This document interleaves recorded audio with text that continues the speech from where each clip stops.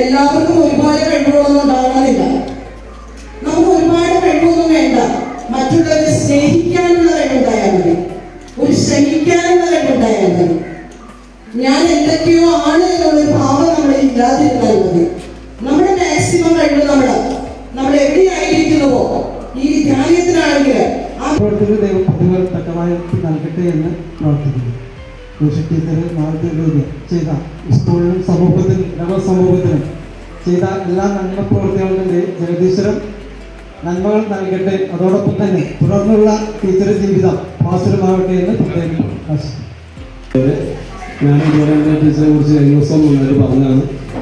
എന്തായാലും എച്ച് പറഞ്ഞതുപോലെ തന്നെ നമ്മുടെ സർവീസിൽ ഇരിക്കുമ്പോൾ എന്ത് ചെയ്തു എന്നുള്ളതാണ് നമുക്ക് നാളത്തേക്കുള്ള ഒരു വാല്യൂ കിട്ടുന്നത്.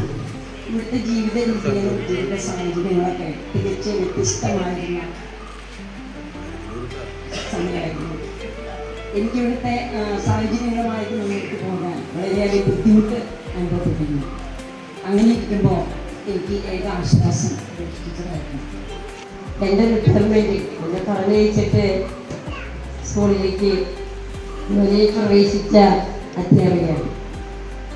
നല്ലൊരു അധ്യാപികയെ സമ്മാനിച്ചിട്ടാണ് സ്കൂളിൽ നിന്ന് പോയത് എന്നുള്ളതിൽ എനിക്ക് അഭിമാനവും സന്തോഷവും.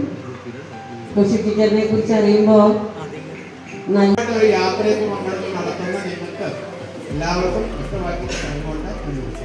അതായത് തൻ്റെ ജീവിതം സ്കൂളിനും അതുപോലെ തന്നെ വിദ്യാർത്ഥികൾക്കും. ജോഷി ടീച്ചറിന്റെ റിട്ടയർമെന്റ് അതിനോടനുബന്ധിച്ചുള്ള സ്നേഹവിരുന്നിൽ പങ്കെടുക്കാനാണ് നമ്മളൊക്കെ ഇവിടെ എത്തിയിരിക്കുന്നത്. ടീച്ചറെ പറ്റി പറയുകയാണെങ്കിൽ എൻ്റെ ഓർമ്മ ശരിയാണെങ്കിൽ ടീച്ചർ 1999 ഇവിടെ ജോയിൻ ചെയ്തത്. അപ്പോൾ ടീച്ചർ വരുമ്പോൾ ടീച്ചറെ അറിയപ്പെടുന്നത് PC മേരി ടീച്ചർ നമ്മുടെ സ്കൂളിലുണ്ട്. PC മേരി ടീച്ചറിൻ്റെ നാത്തൂനാണ് വരുന്നത് എന്ന് ആണ് എല്ലാവരും പറയുക. അപ്പോൾ ആ രീതിയിലാണ് ജോഷി ടീച്ചർ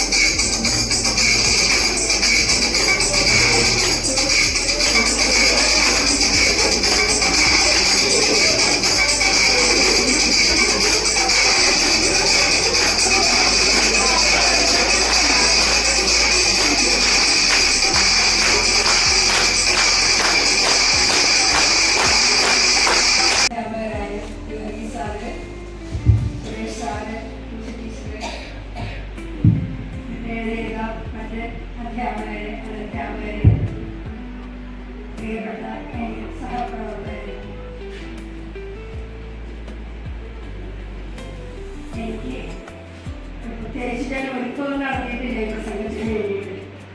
എൻ്റെ മനസ്സിൽ വരുന്നത് പറയാം എന്ന് വിചാരിച്ചിട്ടാണ് തോന്നിയിരിക്കുന്നത്. 23 വർഷം എനിക്ക് ഈ സ്കൂളിൽ സേവനം ചെയ്യാൻ സാധിച്ചിരുന്നു. പരിശുദ്ധനായ ദൈവത്തോട് നന്ദി പറയുന്നു.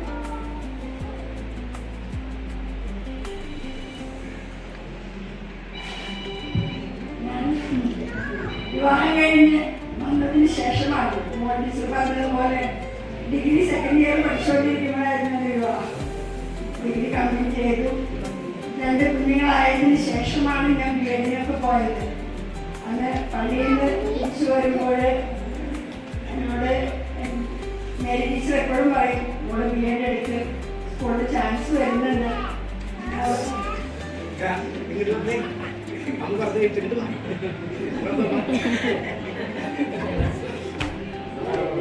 BEd എടുക്കണം എന്ന് എപ്പോഴും ടീച്ചറിനോട് എപ്പോഴും പറയാറുണ്ട്, എന്നെ പ്രോത്സാഹിപ്പിക്കാറുണ്ട്. എൻ്റെ ടീച്ചറുടെ പ്രോത്സാഹന ഫലമായിട്ടാണ് ഞാൻ BEd-ന് പോയതും എനിക്കിവിടെ ജോലി കിട്ടിയത്. അതുകൊണ്ട് ഞാൻ എന്നും എൻ്റെ ജീവിതം മുഴുവൻ ടീച്ചറോട് കടപ്പെട്ടിരിക്കുന്നു. തിയറി സാറിനോട് ഞാൻ കഴിഞ്ഞ വർഷം പറഞ്ഞിരുന്നു, സാറേ എന്നെ ആദ്യമായി ക്ലാസ്സിൽ കൊണ്ടുവന്നാക്കിയത് തിയറി സാറാണ്. 99 ഞാൻ ഷൈനി ടീച്ചറുടെ ലീവാണ് ഞാൻ ആദ്യമായിട്ട് സ്കൂളിൽ ജോയിൻ ചെയ്തത്. അപ്പം എന്നെ ക്ലാസ്സിൽ കൊണ്ടുപോയി ആക്കിയത് തിയറി സാറാണ്. ഞാൻ സാറിനോട് പറഞ്ഞിരുന്നു, എന്നെ ക്ലാസ്സിൽ കൊണ്ടുവന്നാക്കിയത് സാറാണെങ്കിൽ എൻ്റെ യാത്ര ചെയ്യുന്ന സാറ് നിർബന്ധമായിട്ട് വരണോട്ടോ സാറേ. കഴിഞ്ഞ വർഷമേ ഞാൻ സാറിനെ ബുക്ക് ചെയ്തിരുന്നു. ആ ബുക്ക് ചെയ്ത് പരമായിട്ട് സാറിനോട് വന്നിട്ടുണ്ട്. സാറിന് ഒരുപാട് നന്ദി. സാറിനോട് വന്നിട്ടുണ്ട് നല്ല വാക്കിൽ പറഞ്ഞത് സാറിന് ഒരുപാട് പേരോട് നന്ദി. എങ്ങനെ പറയണമെന്ന് എനിക്കറിയില്ല. ഇന്ന് ഇവിടെ നിൽക്കുമ്പോൾ എൻ്റെ മനസ്സിൽ അത്രയേറെ സന്തോഷമുണ്ട്, അതോടൊപ്പം തന്നെ വളരെയധികം വിഷമമുണ്ട്. ഇവിടെ വിട്ടു പോവുക എന്നുള്ളത് എന്നെ സംബന്ധിച്ച് വളരെ വിഷമമുള്ളൊരു കാര്യമാണ്. എനിക്ക് വേണ്ടിയിട്ട് ടീച്ചർ എൻ്റെ HM എന്നതിനുപരി എനിക്ക് എൻ്റെ ഒരു കൂടപ്പുറത്ത് തന്നെയായിരുന്നു ടീച്ചർ.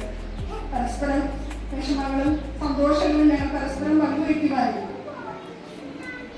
ഞാൻ ഒരിക്കൽ പറഞ്ഞു, സന്തോഷം നമുക്ക് എല്ലാവരുമായിട്ട് പങ്കുവയ്ക്കാൻ പറ്റും, പക്ഷെ നമ്മുടെ വിഷമങ്ങൾ നമുക്ക് പങ്കുവയ്ക്കണമെങ്കിൽ നമ്മളെ പോലെ ജീവിതാനുഭവങ്ങളിൽ കൂടെ കടന്നു പോകുന്നവരായിട്ടായി എന്ന് നമുക്ക് തോന്നണം. എന്നാൽ മാത്രമേ നമുക്ക് സങ്കടങ്ങളെ നമുക്ക് പങ്കുവയ്ക്കാനായിട്ട് പറ്റുള്ളൂ. അങ്ങനെ ഒരാളായിരുന്നു എനിക്ക് ടീച്ചർ തന്ന എല്ലാ സഹായങ്ങളും എല്ലാത്തിനും എല്ലാ പ്രോത്സാഹനങ്ങളും ടീച്ചർ ഒരുപാട് ഈ ജീവിതം മുഴുവൻ ഞാൻ ടീച്ചറോട് കടപ്പെട്ടിരിക്കുന്നു. പിന്നെ എൻ്റെ സഹപ്രവർത്തകരും എന്നെ സന്തോഷിപ്പിക്കാൻ വേണ്ടി എന്ത് വേണമെങ്കിലും ചെയ്യാൻ വേണ്ടിയായിട്ട് നിൽക്കുന്നവരാണ് എൻ്റെ സഹപ്രവർത്തകർ.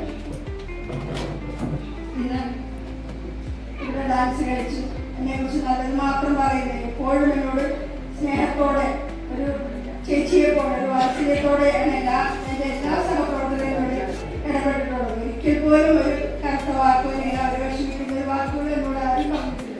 അത്രയേറെ സ്നേഹത്തോടെയാണ് എൻ്റെ സഹപ്രവർത്തകർ എന്നോട് പെരുമാറുന്നത് എല്ലാവരോടും. അതുപോലെ നിൽജി ടീച്ചർ, ഞാൻ വിളിച്ചപ്പോൾ ടീച്ചർ ഞായറാഴ്ചയായിരുന്നു ടീച്ചർ എനിക്ക് വരാൻ പറ്റിയെന്ന് പറഞ്ഞു. ടീച്ചർ എനിക്കിവിടെ വന്നതിന് ഒരുപാട് നന്ദി ടീച്ചർ.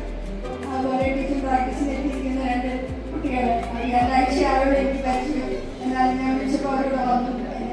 അവർക്കെല്ലാം എല്ലാവർക്കും നന്ദി. എല്ലാവർക്കും നിർമ്മല ടീച്ചർ, ടീച്ചർ പറഞ്ഞ എല്ലാ വാക്കുകൾക്കും ഒരുപാട് നന്ദി. ടീച്ചർ എല്ലാവരോടും എല്ലാവരോടും നന്ദി. ടീച്ചർ എല്ലാവർക്കും നന്ദി. എല്ലാവർക്കും ഒരിക്കൽ കൂടി നന്ദി പറഞ്ഞുകൊണ്ട് ഞാൻ എല്ലാ അധ്യാപകരുടെയും സ്നേഹം എനിക്ക് ലഭിച്ചിട്ടുണ്ട്.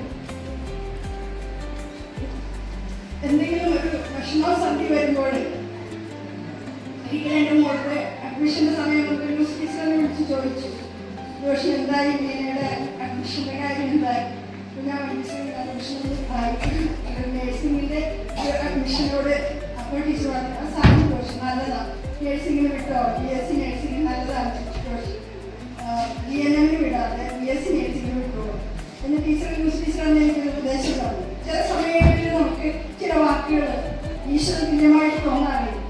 അങ്ങനെ ടീച്ചറുടെ ആ വാക്കുകൾ എനിക്ക് തന്ന ധൈര്യം എനിക്ക് പറഞ്ഞറിയിക്കാൻ വയ്യാത്തതാണ്. ന്യൂസ് ടീച്ചർ ഒരുപാട് നന്ദി. ഇങ്ങനെ വിഷമഘട്ടങ്ങളിൽ എനിക്ക് ചില വാക്കുകൾ തന്ന് എന്നെ ധൈര്യപ്പെടുത്തിയത് ഒരുപാട്. അതുപോലെ എനിക്ക് ഒത്തിരി പേരോട് നന്ദി പറയാനുണ്ട്. ടീച്ചറുടെ വീക്കെൻഡ്സിൽ